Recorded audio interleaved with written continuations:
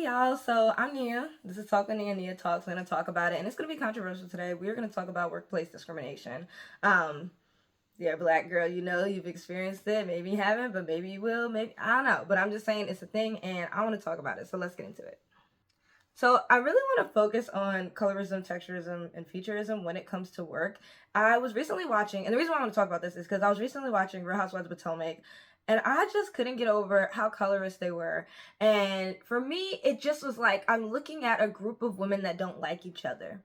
I am. I'm looking at a group of women.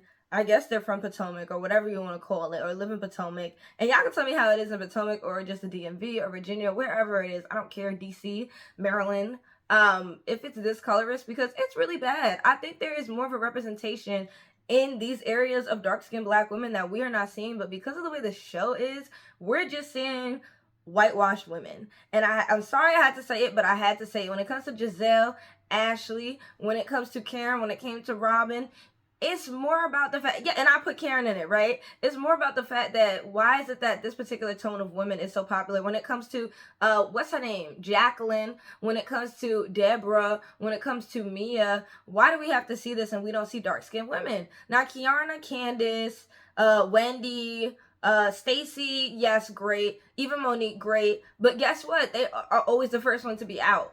So that's a whole nother story. But I just had to think about this, the acceptable black. You ever notice that? Like when you go out for a job or when you're looking for a job, it's almost as if you have to put on your acceptable black. And what is your acceptable black? Straightened hair, put a wig on, put your hair in a ponytail, braid your hair up in a certain way that they can't tell your texture. You have to put on certain makeup, and I'm not saying have to, but I understand as a black woman the feeling of that you have to Europeanize yourself just so that you can get a job, so that you can make money and survive. I completely understand it. Is it great? Hell no, you shouldn't have to do that. And I'm telling you, there's spaces for you where you don't have to do that. But I know that the way media makes you feel and the way this whole job hunt and the way jobs are just not great right now will make you feel like you need to change yourself. And that's something I want to talk about too here on YouTube. On YouTube, I've noticed how a lot of content in the black girl realm, which is unfortunate because I watch natural girl content. I love it. But a lot of black girl content has women who manipulate their blackness. And what does this look like? Like I said, straightening your hair, putting on makeup, putting on a wig. That is a very big industry here on YouTube. Like, if you want to get likes and views like that, like on your channel, do a wig tutorial, do a glue tutorial, do the braid underneath, do the install. It's like that will thrive because black women need it, unfortunately. Like we are told and we feel we need it. We need it to get a job. We need it to get into the club. We need it to get here, to get there. It's almost as if we have to erase our blackness so that we can just eat. You know, things that all of us humans do and need to do to survive. Yeah. And I definitely know what it feels like when I do my hair in a different braided style. Like I'll do sometimes passion twist, and passion twist have more of a, I would say, coily texture, but it's very like, I don't want to say sleek because I don't want to say that word. I would just say it has more of a silky texture than the kink and coil of my natural hair texture and the thickness of my natural hair. It's a little bit thinner. So when my best friend does my hair, it manipulates it to look a little bit thinner, right? It makes my hair look thinner. My waves are more pronounced. It looks more silky. It looks more pressed, right? It literally looks like a silk press. Like it looks more pressed. And I've noticed from like my white coworkers, they would give me so many compliments, like, "Oh my God, your hair is beautiful. You look so beautiful." I'm like, "What do you mean? Like y'all ain't never said nothing before." And yes, it was during the summertime. I was looking cute. I get it, but still, it was just like, And then all of a sudden, you have a lot of my black coworkers asking me, "How do I get that done? Where do I get that done? Can she do my hair? Can she do my hair?" And I'm like, no, she can't, because my friend is crazy. She only gonna do my hair.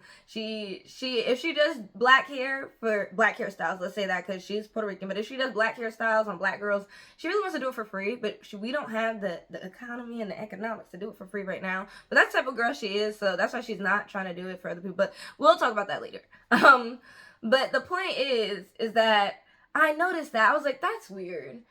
Because when I have my locks in, I do get compliments as well, but mainly on the parts. People love the parts. But still, it's like I just feel when I wear my natural hair, people are intimidated by me. When I wear my natural hair, it determines my friend group or if girls are gonna get along with me. Which is sad because I could be next to somebody who wears wigs and bust downs every single day and we could still be friends, but it's so weird that now in today's culture in society, it's like you gotta click up. Like I remember back then when it was like everybody was friends with anybody. It doesn't matter what you look like, what hair you got, whatever you got going on, you got going on. It doesn't matter. But now in the black girl community, it's like only girls with bust downs want to hang out with girls with bust downs, and they don't want to hang out with girls who are natural. And I'm just like, maybe because you're intimidated. But at the end of the day, there's also another thing where people feel like they should only stay in a circle of women that are like them when it comes to finances, when it comes to personality, when it comes to hair. Like, this is something that we black girls have to deal with, and it's kind of crazy because I'm sure the white folk don't even have to think about that, but it's just like, what are we doing? Why are we still doing this? We could all learn from each other. You know what I mean? And I like that nowadays a lot more natural wigs, such as kinky coily wigs that relate to our texture, are becoming popular, but they are more expensive because a lot of people don't want them still. They're popular, but people don't want them, therefore they're not going to make as many, and therefore they're going to raise the price of them. I used to wear weaves and stuff all the time. I should show you. I should put some pictures on my page. When I was like in middle school, I had the best weaves ever though. I did. I used to, and then I stopped once I got into art. As y'all know, I got into art. I'm an artist. I paint, I draw, and I wanted to understand my hair and my heritage. And once I understood that, I was like, oh shit, I'm not wearing all that shit on my head anymore. And I just stopped. That's me. Personally, that's me. But I do understand how it is harder going into a job. And, you know, even I would never go into the military, but just think about it. Like, you going into the military, how are you going to do your hair? How are you going to slick it back? How are you going to do, like, that's a lot to think about just to have a job, how to manipulate your own hair and texture because of racism and colorism and texturism, right? We think about how our hair can intimidate people. People see it as different. People see it as not the norm.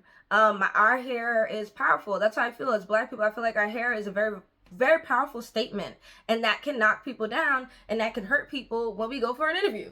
Like, they could be like, wow, she wears her natural hair, I ain't seen that, what's gonna happen? Maybe she gonna speak her mind. You're damn right, I'm gonna speak my fucking mind. You know what I mean? Like, it comes with the territory, like, of you're wearing your natural hair, wearing hairstyles that relate to your culture and your people will definitely intimidate other people. Another note, when I do go into spaces where I'm wearing my natural hair or I wear, you know, faux locks or anything that's, you know, just closer to my culture, I just love. But it's like, even with that, with this being a manicured style anyways, I still intimidate other black people, like black females that have conformed, females that put their wig on, they go to church, and we're going to talk about church, straight hair, European, all that, colonialism. You know, I am seen as a rebel. Like, and I always call myself, I am a rebel, right? I go against the grain. But at the end of the day, you see how a lot of women, not all, but a lot of women in the black community get mad at me because I'm not doing what the fuck they doing. I'm not getting in line. However, I got to the same place in line, right? Because I use my noggin, okay?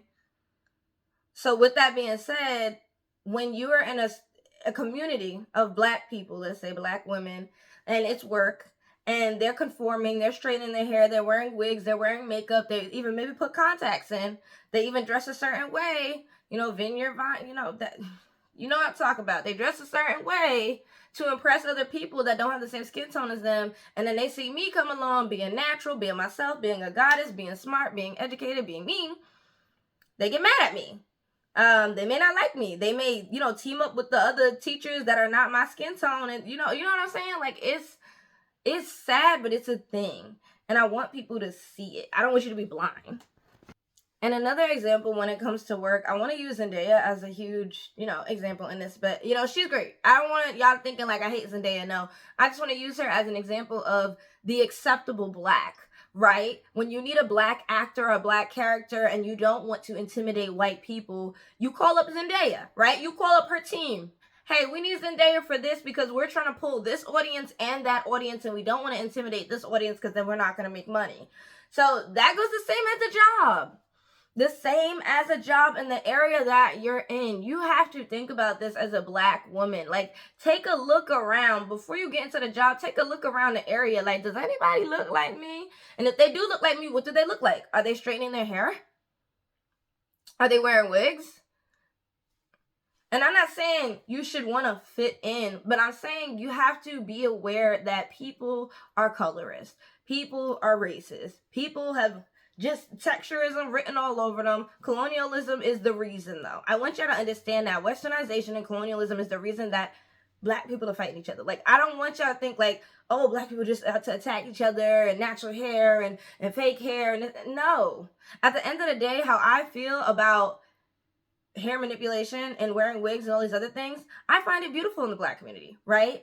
But what I don't like and what we don't talk about is when a black woman cannot show her natural hair, one, because she's too insecure. She cannot wear her natural hair because everyone at her job is going to look at her sideways. Cannot wear her natural hair because it's dead, right? You're frying your hair. You're doing all this. Now you don't feel good about your hair. I've been there.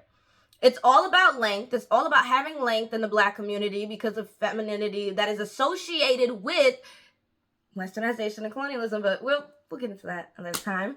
That doesn't make you a woman. That doesn't make you a black woman. Our hair is long. It grows very long. It grows very thick. It's so kinky. It's coily. There's so much texture in it and beauty. And that's all I'm saying you should see. But once you damage your hair to the point of no fucking return, you can't see that beauty no more. I get it. I was there. I did that shit, okay? I did it. And I didn't want to wear my natural hair because I didn't want people making fun of how short my ponytail looked when I tried to do the white girl hairstyles with the little sock bun. And yeah, I literally was like, no, I don't want to do those hairstyles. My hair was dead. It was permed. We have to deal with so much just thinking about going to school, work, and home and our appearance and what people will think. And it hurts. It hurts a lot. You hear such ignorant, nasty statements from black or white, whatever community about our hair. And I understand it hurts, but you have to fight through that. And at the end of the day, you got to look at yourself in the mirror and say, they want my hair. They want to be me. That's the problem. They want to be me. I'm golden. That's what I had to start, getting in the zone of, is understanding if someone is so concerned with me, they want to be with me. Well, not be with me, but, they want to be, maybe they do want to be with me. Anyways, they want to be me. I had to start thinking about that. And it took research. It took history. It took art. Art is what made me start to love my hair. And now I'm at a point where I won't go back. I love my hair forever. I'm not going to go, straighten my hair or do this or that. Like, I love in the black community that we could switch up styles and we could do this and it's creative, it's fun. I'm just saying, with it being creative and fun, you need to understand that there are females, unfortunately, and I say unfortunately in a loving way, unfortunately, that don't want to wear their natural hair for the light of fucking day because of the manipulation that has happened. The perm, their hair is dead. It's not alive. They don't know what their natural coils look like. They don't feel comfortable wearing their hair because it's been damaged, it's been fried. And some women don't even feel comfortable wearing their hair when it's not a silk press, when it's not permed. And why is that? Because of white people. They make us feel this way. Even when we go out for the job, you need to understand wearing your natural hair is a powerful statement to people, and some people may not like it. Other people may understand, but some people may not like it. And I always think about that sometimes where I'm like, man, did I not get that job because I wore my natural hair?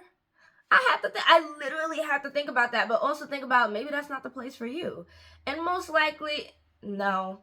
But it can be that. It can be. The fact that there's a possibility because of what has gone on in American history, it can be. Your hair can be intimidating. And that's definitely a lot to do with. Your skin can be intimidating. Especially when you are going to a field where in that area, that environment you're in is predominantly, let me say, not of color, right? The person hiring you might think about that. Will people be scared of you? Will they take you serious? Will they not take you? Will they take you too serious? That's all up to you and figuring out if it's really worth being around. That's what I had to learn. I will say, let me talk about the workforce. I had to learn that. I have 2 jobs currently. I could have had 3. But I remember I got hired for this one particular place in this one location. And I was like at a point where I learned that your mental health is way better than any other health, and well, your physical health too, but you know what I'm saying? I really learned. I was like, girl, no, you're not gonna do that. Basically, the person, I was already hired, and there was somebody in the office who was not of color, and she was giving me a hard time about, like, you know, what time I could come in to give over my passport and all that stuff to do the official hiring process, to finish it. And I was like, if I'm getting a hard time now from this woman who sits on her derriere, doesn't do nothing, is smacking in the phone, eating, do I want to deal with that? And I might never even talk to her again after that one interaction, but something in me told me, you have to assess every person in the environment you want to work with. I don't care if it's the janitor. I don't care if it's the teacher. I don't care if it's the pilot. I don't care if it's the coach. I don't care if it's the nurse. I don't care who it is in the facility you plan on working at or the place. Take every single person's personality in, because that also sets the premise for the rest of the workplace and how people act and what they accept, what they're okay with. And that's what made me say, you know, me being a black woman and going to an area that was predominantly white, I was like, no. And I cut it. I said, I ain't even give her no call back, no nothing. Just no amount of money you can put on your happiness and your mental health and your well-being. None. And especially as a black woman. So the more I look for jobs, I do think about these things that care about black people and their appearance. And it's a lot, but at the end of the day, I'm here to tell you, don't change. Don't change for no fucking job, because at the end of the day, would they change for you? No, they would not. They wouldn't. So don't change for no job. Do what you want to do. Make sure you're at your healthiest. Make sure if you are putting a wig on or putting whatever in your hair, you're doing it for you, nobody else. And make sure that at the end of the day, this is a message for black women. Make sure you could take that shit off and rock your natural hair. That's all I have to say. Some people gonna get mad at me in the comments, but all I'm saying is we can do all this creative styling. I love it. I love it. But make sure you could take all that off and you still the same bad bitch. Like, I cannot stand when all of a sudden a woman takes everything off and they don't want to walk outside. They don't want to go anywhere. They don't feel comfortable even to go to like a 5-star restaurant with no makeup on. That's just me. I've been doing that all my life. But I'm just saying, you can do it.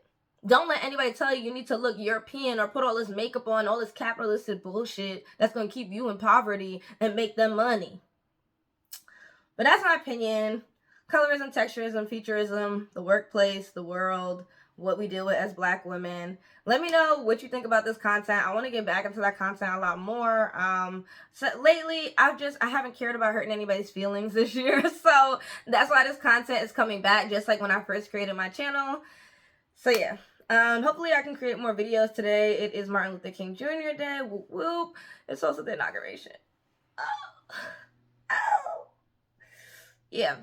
That's a little sad, but hey, I have the day off, so I will be making videos, and I hope everyone is having a good day. Bye, y'all.